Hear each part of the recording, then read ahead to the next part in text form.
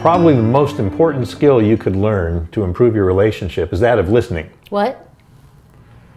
Here we go. Listening is hard. Listening is very difficult. And so we want we want to go through some things and have a short conversation about what makes for good listening and also what impairs good listening. And then we have a model of a tool to help you learn how to listen better. So listening is made up of, there's actually two parts to conversation. You've heard a lot of, I'm sure you've heard this kind of discussion before, not just in this series. But you have talking and you have listening. And so what we're going to do is we're going to speak about a few ways to be a good, respectful talker. And then we're also going to give you some hints on how to listen and how not to be distracted in your listening. So the acronym that we want to give you to help you be a better listener is called iRave. The I is for intentional. Be intentional about clearing the distractions, not only out of your head, specifically in the conversation in your head, but also clear the distractions from around you. Pick a place where you can concentrate on what the other person is saying without interruption. So the R is to repeat. In other words, the speaker is going to tell you something and the R is repeating back what you heard them say. This is not verbatim as in some of the other exercises, but it's your understanding of what they said. The A stands for affirm.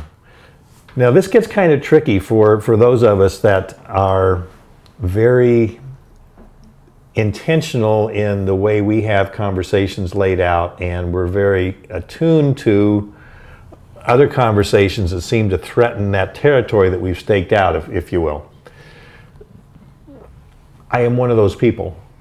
And so this was difficult for me to put aside. To affirm what my wife or my children wanted to tell me was almost equated to my capitulation in any particular issue. So what I've come to find out is that when I affirm what they have gone through, that really is not threatening to me. What that does is it shows them that I care about them, and it shows that I can put myself in their shoes, if you will.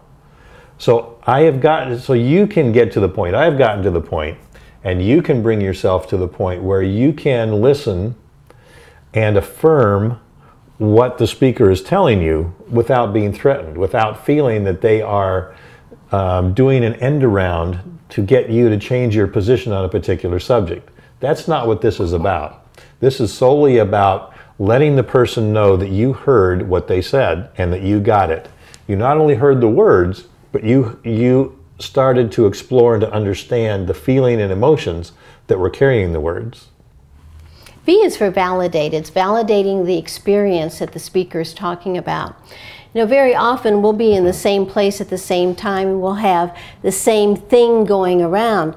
But the way we experience that is quite different. And so if Porter is telling me about his experience, and that wasn't my experience, I have the opportunity to say, well, you shouldn't feel that way. I didn't feel that way. Well, you know, I didn't see it that way at all. Well, that totally invalidates him. But what I can do is validate his right to have experienced the situation the way he experienced it. And sometimes that can be a little difficult. We have we have quite a different viewpoint of roller coaster rides. Porter loves roller coaster rides. I ride them kind of slumped over with my eyes closed just like this so that I can, you know, move around with the roller coaster and not get sick. So I can appreciate his love of roller coasters, and I can just be there right with him and allow him that experience and encourage him in that experience. Does that mean that I agree with it? No, it doesn't, because I don't. But he's allowed to have those feelings about those experiences. The E stands for empathy, and that means that you return your comments to the speaker with the same energy with which they were brought forward. So an example could be if I'm telling Joni about how neat this roller coaster ride was, she has the option of meeting that information two different ways.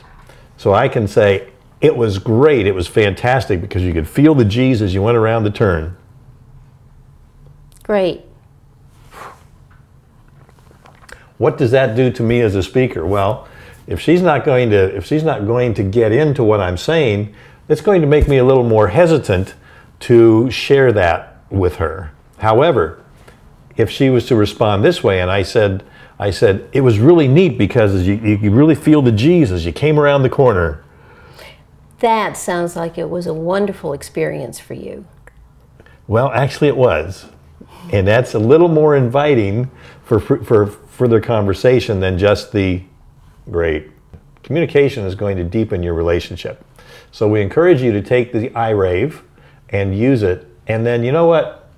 We'd love to hear from you about how not only this tool, but any of the tools in this series has impacted you and your relationship.